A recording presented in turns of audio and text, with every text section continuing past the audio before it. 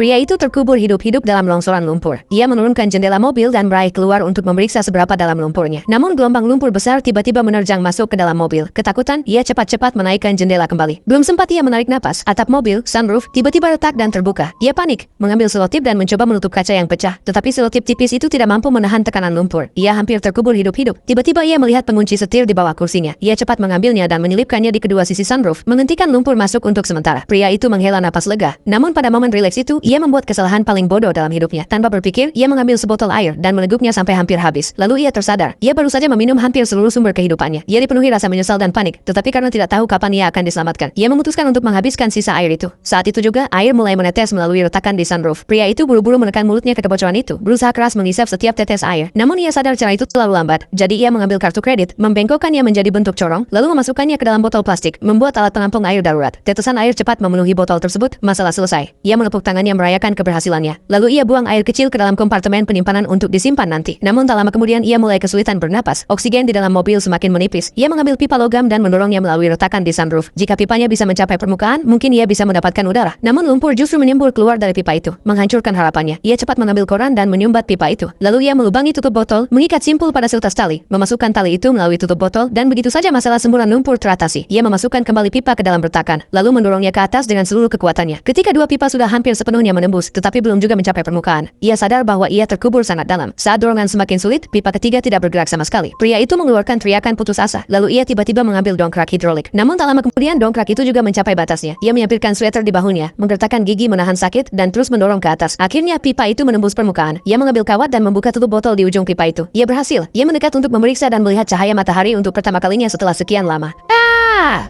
Woo! Hey!